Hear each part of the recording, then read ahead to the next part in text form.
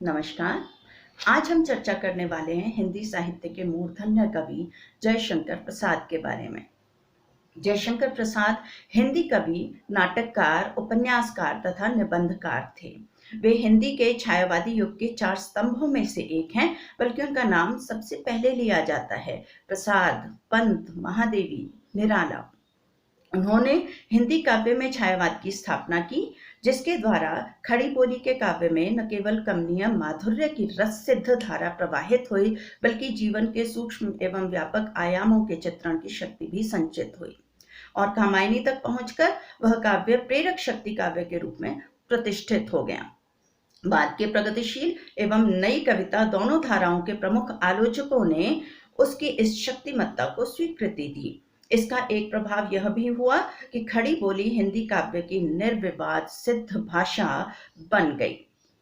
खड़ी बोली में रचना करने से पहले स्थानीय भाषाओं में काव्य रचना की जाती थी, जैसे ब्रज भाषा हो गई, अवधी हो गई। प्रसाद ने स्वयं भी ब्रज भाषा से शुरुआत की और भी स्थानीय बोलियों में साहित्य रचना की जाती थी, लेकिन खड़ी बोली को साहित्य के अनुकूल नहीं माना जाता था। यह आगरा, मेरठ, दिल्ली के आसपास की भाषा थी और इसे साहित्य के अनुकूल इसलिए नहीं माना जाता था कि इसे अक्खड़ भाषा माना जाता था। खड़ी बोली, देखिए जो नाम है इसका, तो इसमें लगता था कि साहित्य रचना होगी तो उसमें रस नहीं आएगा, लय और सुर ताल नहीं आएगी। लेकिन प्रसाद और इनके साथ के और उस युग के जितने भी रचनाकार थे, उन्होंने इस बात को नकारा और खड़ी बोली को हिंदी साहित्य में स्थापित करने में बड़ा योगदान दिया।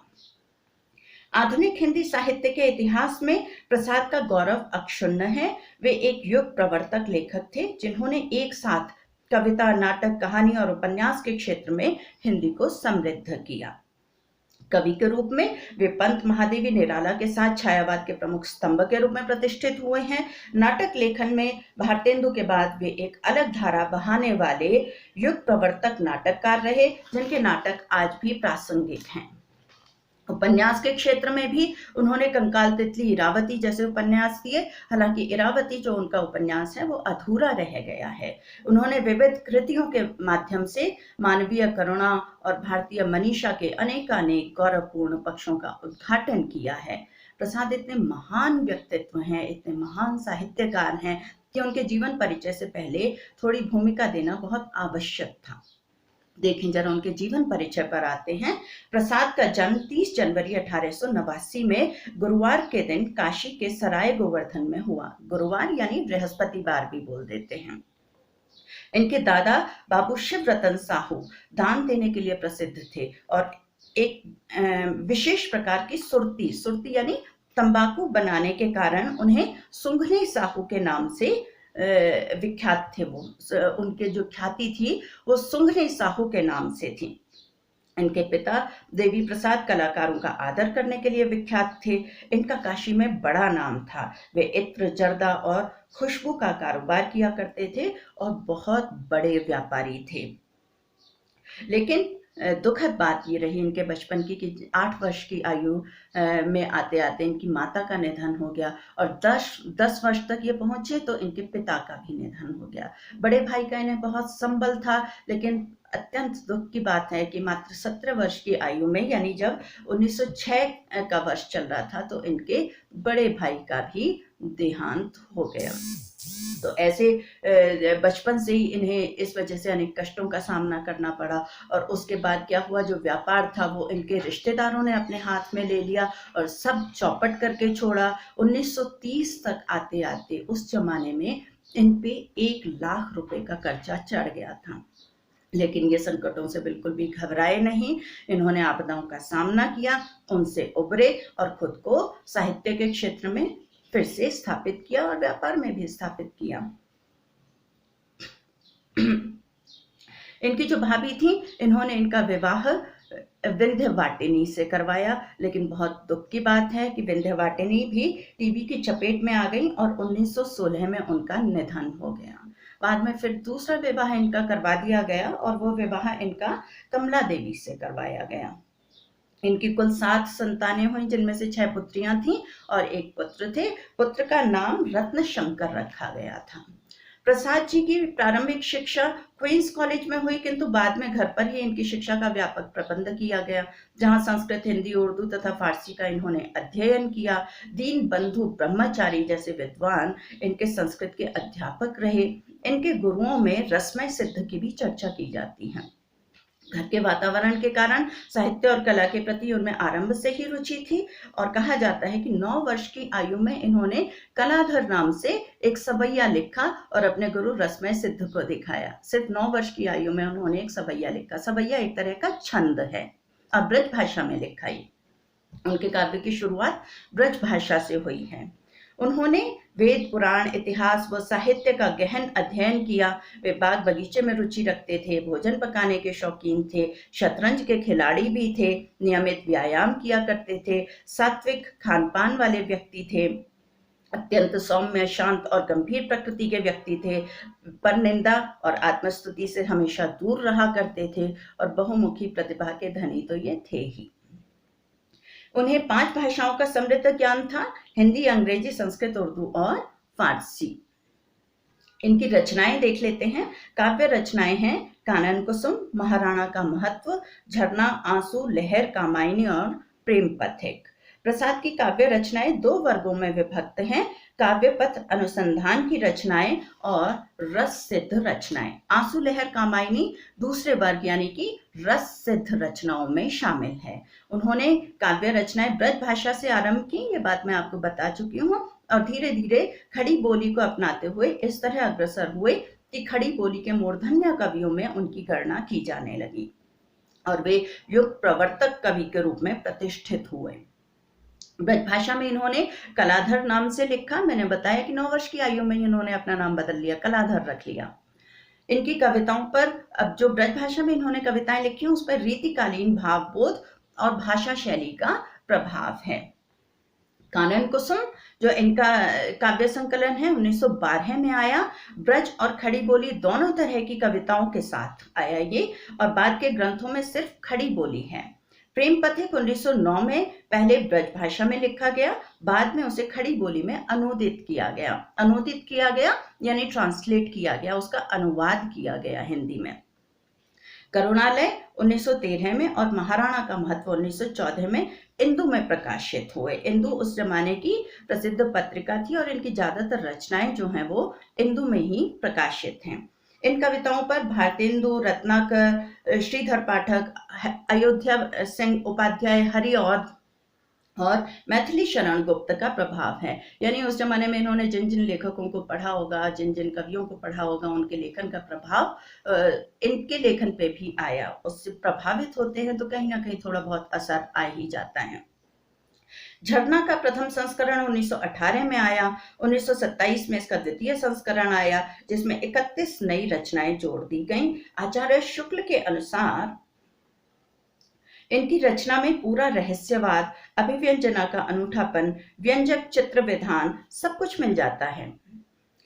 झरना के द्वितीय संस्करण में ही छायावाद कही जाने वाली विशेषताएं भी हैं।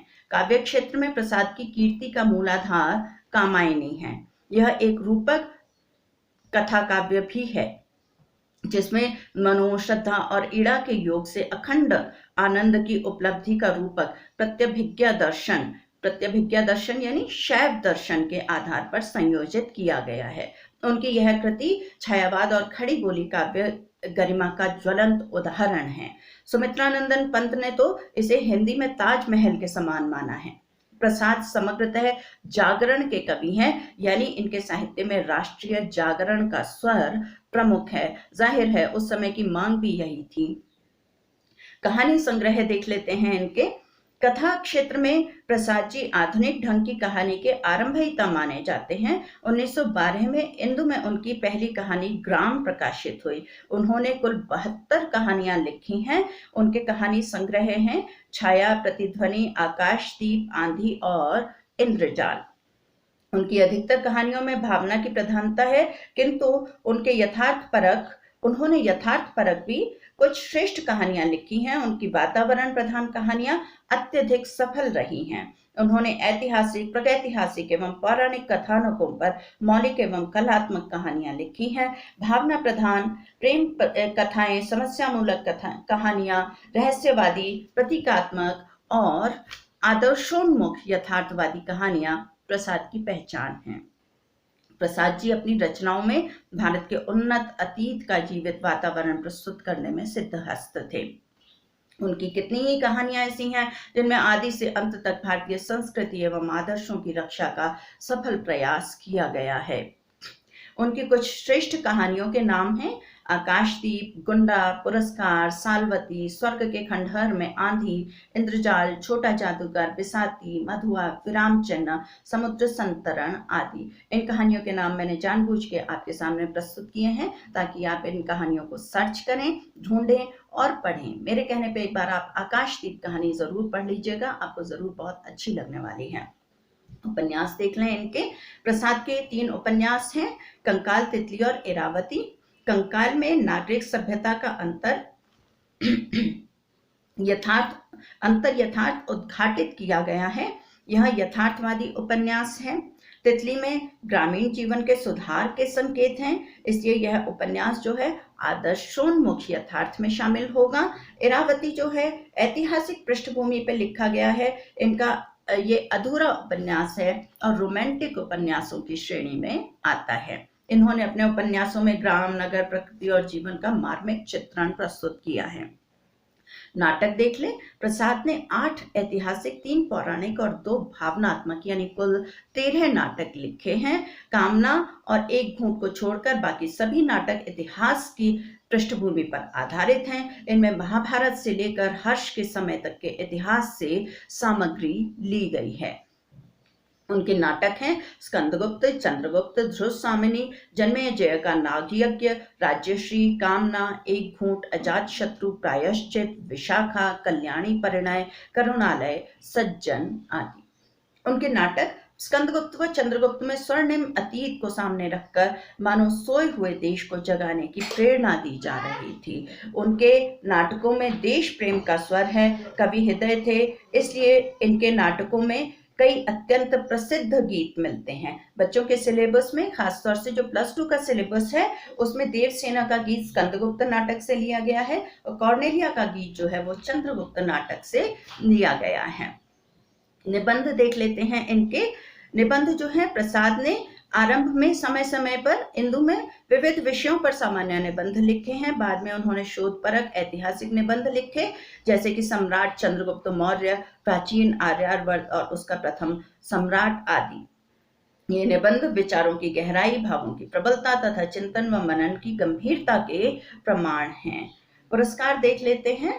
प्रसाद को कामायनी पर मंगला प्रसाद पारितोषिक प्राप्त हुआ। प्रसाद जी नागरी प्रचारिणी सभा के उपाध्यक्ष भी रहे।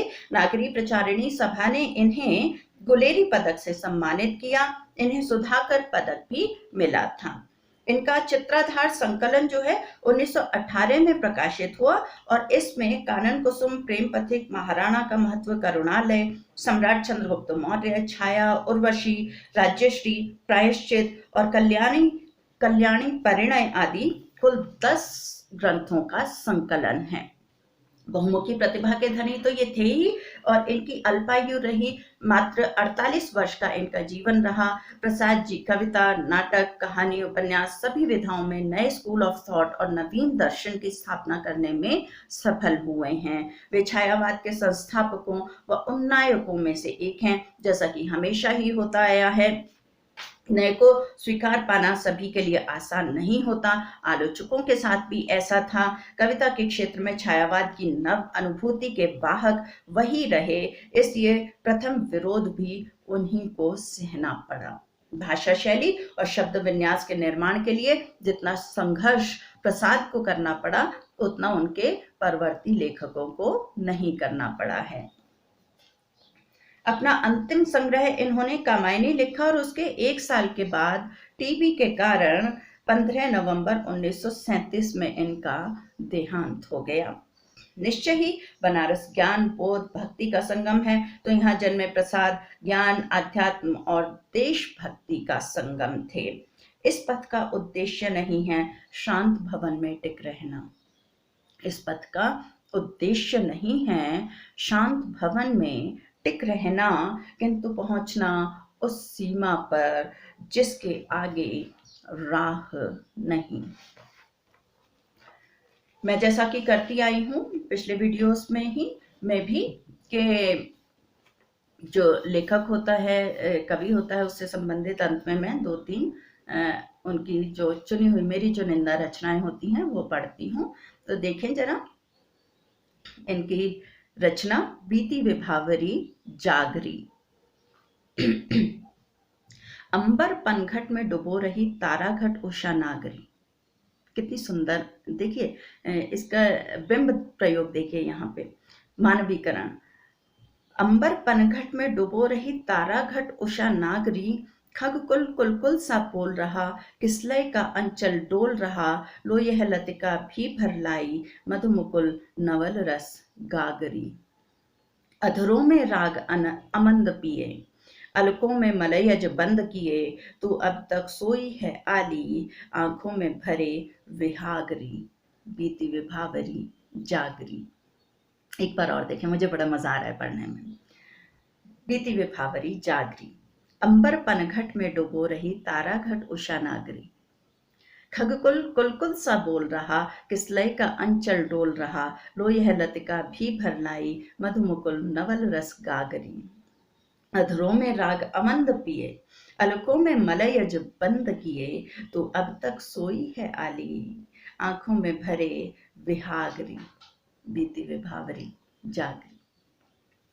इनका प्रयाण गीत देखें, जागरण के कवि थे, देशभक्ति का देखिए जज्बा देखिए इस गीत में। और जो पुराने लोग हैं, जो पुराने स्टूडेंट्स हैं, एक्स स्टूडेंट्स और जो बड़े लोग भी देख रहे हैं, वो जरूर कनेक्ट करेंगे। हम सब ने ये कविता पढ़ रखी है। हिमाद्री तुंग श्रृंग से प्रबुद्ध शुद्ध भारती, स्वयं प्रभा समुज्ज्वला स्वतंत्रता पुकारती। हिमाद्री तुंग श्रृंग से प्रबुद्ध शुद्ध भारती, स्वयं प्रभा समुज्ज्वला स्वतंत्रता पुकारती। अमर्त्य वीर पुत्र हो, अमर्त्य वीर पुत्र हो, दृढ़ प्रतिज्ञा सोच लो, प्रशस्त पुण्य पंथ है, बढ़े चलो बढ़े चलो। असंख्य कीर्ति रश्मियां, असंख्य कीर्ति रश्मियां विकीर्ण दिव्य दाहसी, सपूत मातृभूमि के रुको न शूर साहसी। अराति सैन्य सिंधु में, अराति सैन्य सिंधु में, सुवाड़ वाग्नि से जलो, प्रवीर हो जय बनो, बढ़े चलो बढ़े चलो। प्रसाद की बात हो और कामायनी की चर्चा न हो, ऐसा हो ही नहीं सकता। कामायनी जो है, इसमें कुल 15 सर्ग है। मैं आपकी जानकारी के लिए थोड़ा सा बता रही हूँ कामायनी के बारे में, कि एक महाकाव्य है कामायनी, और इसमें कुल 15 सर्ग हैं। चिंता, आशा, श्रद्धा, काम, वासना, लज्जा, कर्म, ईर्षा, ईड़ा, स्वप्न, संघर्ष, निर्वेद, दर्शन, निर्वेद, दर्शन, रहस्य और आनंद, ये कुल 15 सर्ग हैं। मैं एक बार और पढ़ देती हूँ आपके लिए, कोई शंका नहीं रह जानी चाहिए। 15 सर्ग हैं। चिंता, आशा, श्रद्धा, काम, वासना, लज्जा, कर्म, ईर्ष्या, ईड़ा, स्वप्न, संघर्ष, निर्वेद, दर्शन, रहस्य और आनंद। ठीक है, मैं कामायनी के प्रथम सर्ग चिंता से आपके लिए 2 छोटे अंश उद्धृत कर रही हूँ, और मेरे फेवरेट अंश हैं ये, आपके भी बन जाने वाले हैं। आप इन्हें बार बार सुनिएगा, पढ़िएगा, देखिएगा। हिमगिरी के उत्तुंग शिखर पर बैठ शिला की शीतल छाह, हिमगिरी के उत्तुंग शिखर पर बैठ शिला की शीतल छाह, एक पुरुष भीगे नयनों से देख रहा था प्रलय प्रवाह। नीचे जल था ऊपर हिम था, नीचे जल था ऊपर हिम था, एक तरल था एक सघन, एक तत्व की ही प्रधानता, कहो उसे जड़ या चेतन। एक बार और देखें। हिमगिरी के उत्तुंग शिखर पर बैठ शिला की शीतल छाह, एक पुरुष भीगे नयनों से देख रहा था प्रलय प्रवाह। नीचे जल था ऊपर हिम था, एक तरल था एक सघन, एक तत्व की ही प्रधानता, कहो उसे जड़ या चेतन। अगला देखें जो उद्धृत किया है मैंने इनका। ओ चिंता की पहली रेखा, ये भी चिंता सर्ग से ही है। ओ चिंता की पहली रेखा, अरे विश्व वन की व्याली, ज्वालामुखी स्फोट के भीषण प्रथम कंपसी मत वाली, हे अभाव की चपल बालिके, रे ललाट की खल लेखा, हरी भरी सी दौड़ धूप और जल माया की चल रेखा। आज के लिए इतना ही, मुझे आज्ञा दें। नमस्कार।